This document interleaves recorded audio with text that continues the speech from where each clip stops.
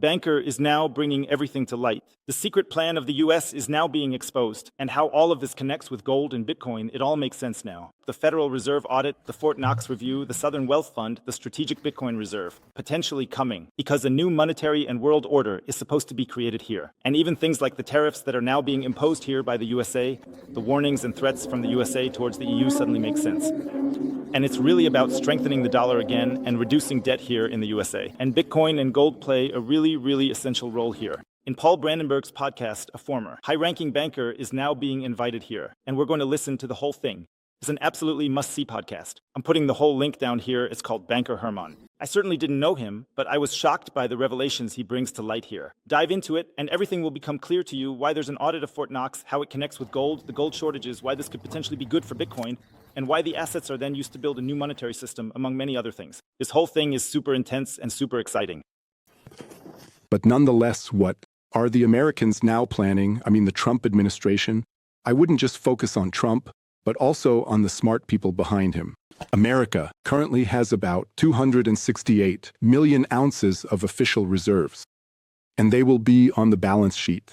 The Fed, so on the Fed's balance sheet, is valued at $42.22. That means this valuation of the assets is about $11 billion. And now, it's the case that if you assume a revaluation of these reserves, and if you assume that the 268 million ounces are worth almost $3,000 per ounce, then you could say, or from my perspective, it seems clear that the signs are pointing to it, this stock will be revalued. And with that, they've created between $800 and $900 billion in value. So on the Fed's balance sheet, everything is based on what's called a low-value principle. That means they've been bought over the years and written down, but they say that is an asset that belongs to the American people, and that will be revalued. And from my perspective, if you then consider the Sovereign Wealth Fund, which is supposed to be led by Howard Lutnick in collaboration with Scott, that's the new Secretary of the Treasury. So both of them are very savvy Treasury secretaries. This means that I believe that these 268 million ounces will be transferred to the Sovereign Wealth Fund to be valued at $900 billion, to be able to use what is known as leverage from their I.E. against those stocks that you don't want to sell, but you have something again. You can borrow money against it, so you can practically use it as collateral to act as leverage, let's say for 900 million, or let's call it $1 billion. Along with the 100 billion or a trillion in German. That together with the 100 billion that Elon Musk already has from his Doge success to save money. So this is really interesting, and it could actually be the next reason why they would audit it. There have always been people saying, okay, why is Donald Trump even doing this audit? Because if it turns out later that there's actually no gold in Fort Knox, or probably will, there should be a little something there, but not too much. Maybe if only half of it is there, then the dollar will be massively weakened. Because people will lose trust in the dollar, saying, okay, there are fewer valuable assets backing the dollar than we originally thought.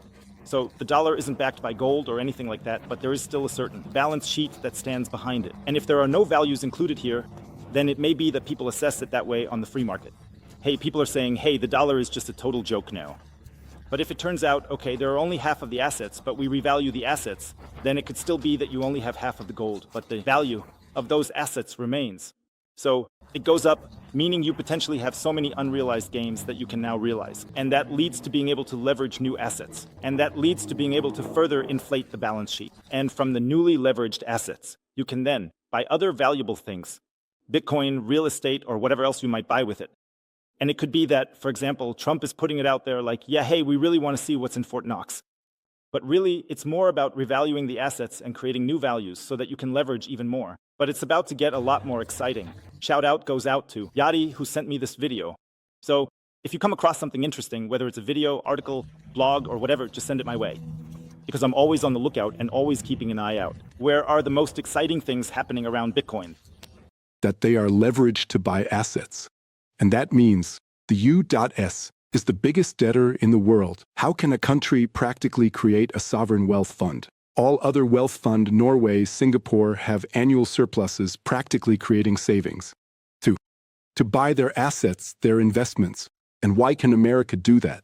I believe the intention here is, and this is the really interesting part, because I've also been involved in restructuring with bankers in my past. You look at what you have, what is valuable, and what you might be able to put into a separate portfolio to hedge against.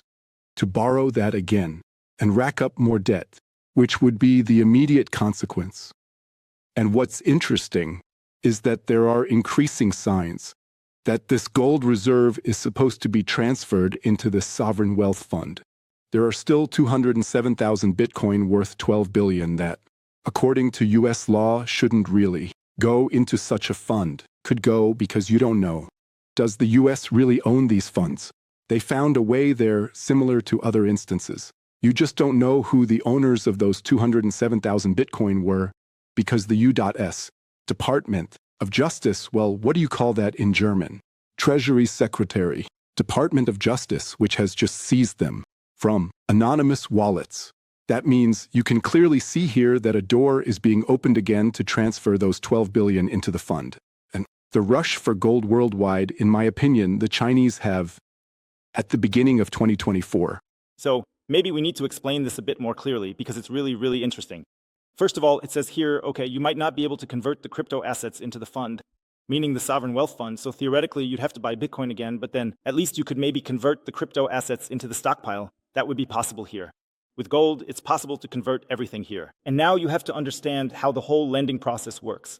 Because we are in a fiat money system.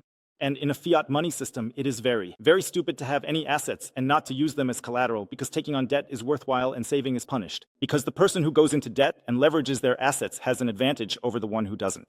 I mean, this isn't investment advice or a recommendation or something like that because then you run into problems again. You're once again involved with a banker here, you've got a third party and so on. You're not really in control here. I get it if someone doesn't want to do that. But normally, if you have any assets, if you're a wealth manager or if you're some rich person or something like that, for example, a house or something, you don't just leave it sitting there, but at least you take out 50%. From the house, it gets insulted, and from the newly created money that you have now, meaning the new credit you get, the US will get very, very favorable in good terms. By lending out your own gold here, with the newly created money, you buy Bitcoin again, you buy more assets. And when these assets are paid off, for example, when you say, okay, you'll pay off the house or something eventually once it's paid off, then you take out the next loans on the newly created assets that you acquired from the previously deposited money and the credit you received. And that's called rotating equity, where you basically always leverage to a certain ratio, be it 50%, 40%. Some do it with 200%. I would not recommend that. But the idea is to always have a certain level of debt ratio, so you keep acquiring new assets with the new debt. And as soon as the new assets are paid off, you take those new assets, use them as collateral again, and get more new assets from that. And so you've basically created a kind of infinite money glitch that works, as long as the assets you're targeting continue to rise in value.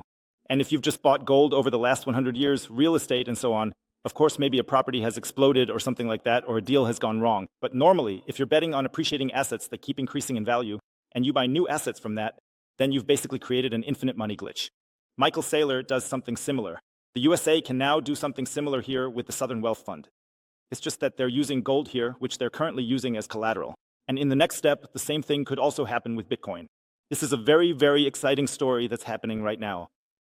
We're opened to transfer these 12 billion into the fund.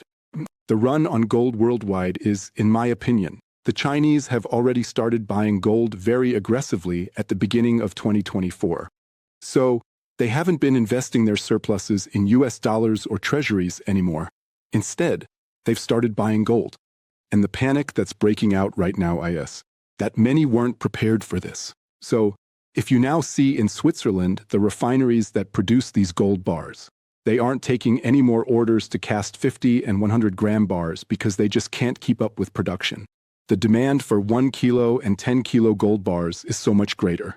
And that's how you know that the whole thing is driven not by private consumers, but by large deep pockets, as they are called, i.e. large capital accumulation points that also buy 10 kilo bars and 1 kilo bars. And it's becoming clearer and clearer to me that America is certainly performing an open heart operation here, so to speak, indeed, undoubtedly creating a new monetary system that is also backed by gold, because in this circle of very smart people, they know that the debt America has is now being partially cleaned up through Elon Musk, what's being done about corruption, and what unnecessary expenses will be cut.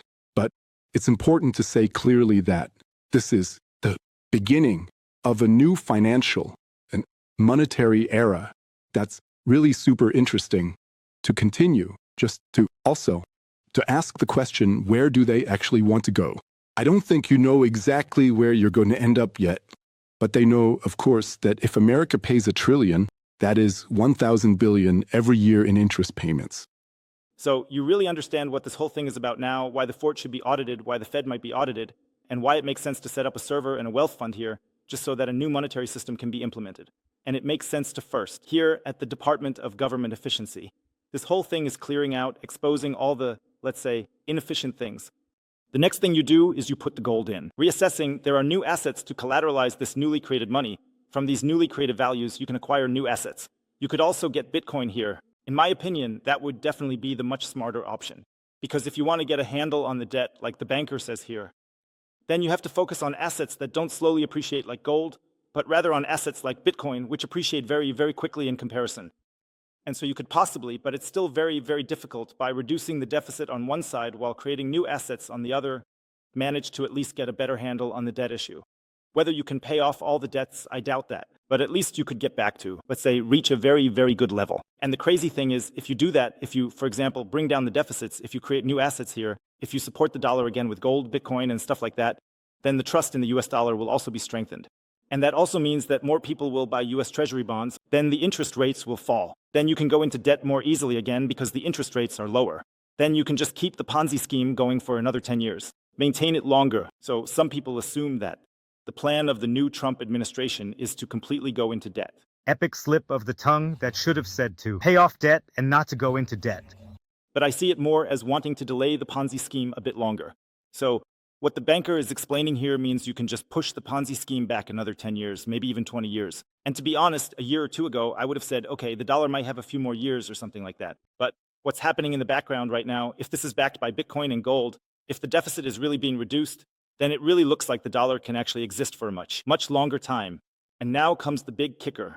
The banker talked about that later in the podcast. He said that we are currently seeing massive attacks from the US to the EU, that the US is saying, hey, the EU needs to pay up now, because for so long the US has been protecting the EU militarily and in many other ways. And the EU, Germany, and many others have invested way too little money in their military.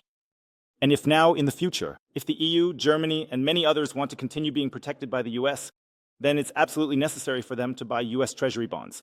So the next thing that's going to happen, according to the expert, is that the EU will be forced to buy US Treasury bonds even without interest. That was the claim made by the banker, because in return, you could say, hey, if you don't buy this stuff, then we just won't defend you anymore.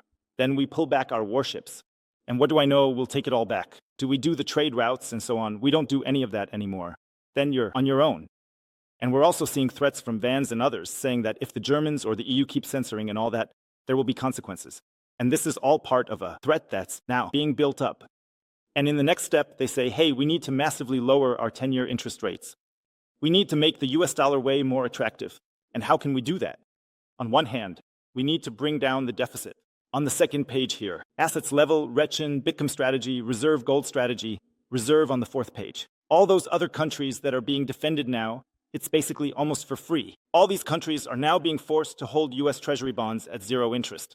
Or even if you get small interest rates, or something like that, there's still a new buying pressure here. That means the US dollar is going to become massively attractive again. On top of that, we have the whole stablecoin situation, which is also running in the background. That's not even being mentioned here. But there's the whole stablecoin story that can make the dollar more attractive again when it's brought into new regions. It can also create additional demand for US Treasury bonds because when Tether issues stablecoins, they have to buy US Treasury bonds again. So currently, geopolitically, it's more exciting than ever, and it really looks like the US has a super plan in place. And the super plan includes reducing the deficit, Bitcoin, gold, blackmailing other countries. The tariffs play a role here too, and there's a whole lot more to it. It's a really, really complex plan. And the banker here also said that Donald Trump really has the right people on board. Maybe Donald Trump doesn't get it, but there are people like Scott Bassett, Howard Lutnick, and whatever they're called, like a David Sachs and so on. These are really sharp people, and you have to pay close attention now. That would definitely be a good scenario for Bitcoin, and it would be a good scenario for gold. That would also mean that Bitcoin and gold would continue to be legitimized. I mean, just think about it if it really happens here. Gold and Bitcoin play a major role in stabilizing the US dollar again. And that brings us back to Michael Saylor, because Michael Saylor has been saying for a long time that Bitcoin isn't an opponent of the US dollar, but rather that Bitcoin can be the tool that ultimately saves the US dollar, because both can actually go hand in hand. I mean, in the long run, I do see it as competition. In the long run, I really see Bitcoin on the winning path. But in the short and medium term, it really could be that Bitcoin somehow saves the US and also gold, just to bring more trust back into the currency. But hey, that's an absolutely interesting topic. Guys, let me know down below what you think about this. And if you want to buy Bitcoin now, I'll put a link down below for you. 21 Bitcoin, how you can easily, safely, and simply buy Bitcoin. Here, with the code, you can get up to 20% off the fees when buying Bitcoin. Suitable for beginners and for pros. Here, there are tons of tools like auto will transfer and many more. Limit orders, one-time purchase savings plan. Absolutely recommend it. Once again, here's the call to action. Let me know how you see the whole story. I'm signing off here from El Salvador. Peace out.